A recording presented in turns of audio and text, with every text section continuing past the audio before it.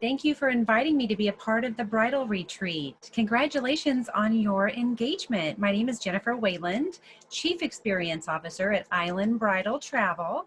We've been in business for over 17 years, planning very unique honeymoons and destination weddings for our discerning clients. And I'm here to give you some tips about planning your honeymoon. Often guests ask me, how early should we be planning our honeymoon? And I always recommend to begin planning about 9 to 12 months prior to your event date, because obviously the best and the most sought after destinations, accommodations, tours, and activities are going to sell out first. So you want first dibs on those. Also, if you're planning a destination wedding, you really need to give your guests as much advance notice as possible. So sending out those save the dates, at least announcing that you're getting married and you're traveling and there's a date, allows them to ask off work sometimes as much of a year in advance. So that's another thing to keep in mind when planning your honeymoon or destination wedding. Another thing is communicate with your honeymoon and destination wedding specialist what a comfortable honeymoon budget is. And you don't have to be exact, and sometimes you don't know exactly what the budget is. You don't know what you're going to get for a certain amount of money, which your specialist will advise you and help you come to that range. But a range is typically, everyone has a range. Is it 3 to 5,000? Is it 5 to 7? Is it 7 to 10? Is it 10 to 15? Is it 15 to 20? So everyone has a range. So give your travel advisor that range so that they can lay in your lap exactly what you're looking for. I often say that when you look on TripAdvisor, for example, and you see that one person stayed at a resort and destination at the same time another person did, one gave it a 1 and one gave it a 5, and you're like, how can that be? They're at the same place at the same time. And the reason is that the person that gave it a 1 did not get exactly what they thought they were going to get, and the person that gave it a 5, their expectations were met or exceeded. And that's where we come in. So oftentimes our guests are searching and searching and spending months searching. They can come to us and within 48 hours, we ask the right questions. We get to know you. I'm sure you'd rather talk to someone that cares and their whole livelihood is based on your satisfaction. That's all of our goal, that we get a 5-star review, the destination, the resort. That's why they pay us a commission to work with you and find out exactly what you want, and so that we can lay it in your lap. So oftentimes within 48 hours, I can lay in your lap what you may have resulted after a couple of months of research. So that's where we come in and provide a lot of value to you as honeymoon and destination wedding specialists. But you can't just take anybody's advice. I know your friends have probably traveled and love what their honeymoon or wedding result was, and that's great. I'm glad that they did. But do keep in mind that your interests may not be exactly, or even your budget may not be exactly what your friends were. So no matter what, we're still going to ask you all those qualifying questions. We want to get to know you. You know, like I said, I'm sure you don't want to call like Expedia to plan your honeymoon, because that they're not going to take the time to get to know you and get to know everything you want and build a relationship with you. You're gonna have someone to come to. You're gonna know who told you that. You're gonna be able to wring their neck if they tell you something wrong. So you want someone that's in your corner at all times, before, during, and after your trip, to advocate for you and assist you. When you're on your trip, if you're not getting the service that you think you deserve at your resort or hotel or destination, then you call us and you can continue to enjoy your vacation while we get it worked out for you, which is lovely.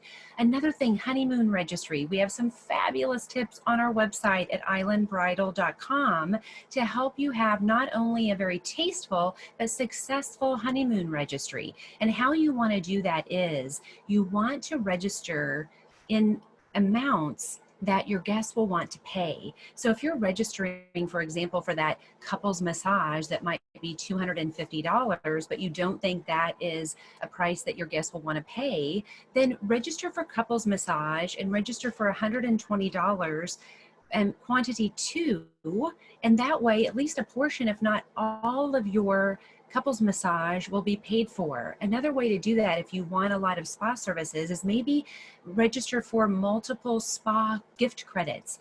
So you may register for like quantity 10 $50 spa credits, which is one way to do it.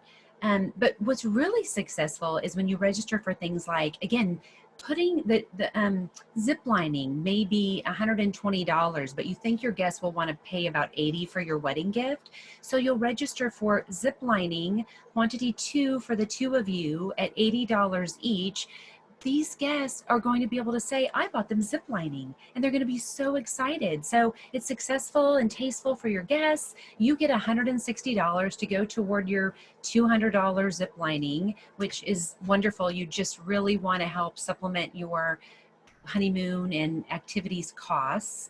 Another thing is, what I really like is, let's say that you may have even booked the swim up room, and the upgrade to swim up room may have been $180 per night, but your guests don't know that. So again, you want to make it successful by putting the dollar amounts that your guests will want to pay. So you may say $100 per night, quantity 7 nights, so quantity 7 at $100 each to upgrade to a swim out room. So 7 of your guests are going to be able to say, I upgraded them one night to a swim out room.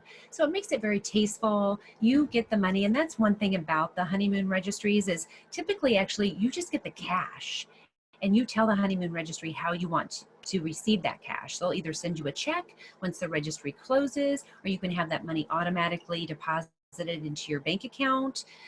So that's really nice because you can spend that money however you want. However, you have got, this is a warning, do not over register. So you don't want to register for ziplining and your guests buy you ziplining and you come back from your vacation and say, and you see your guest and they say, oh, how was your ziplining? And you say, oh, we didn't have a chance to do it.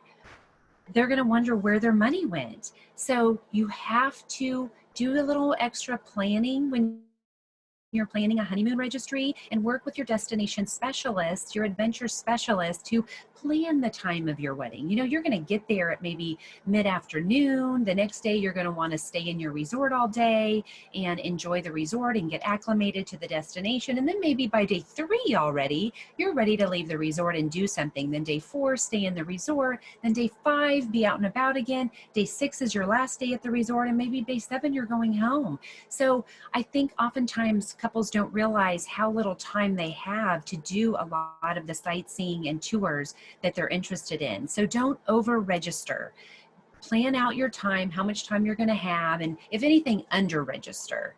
And again, we're happy to help you, give you wonderful tips to keep that honeymoon registry successful and tasteful for your guests at the same time.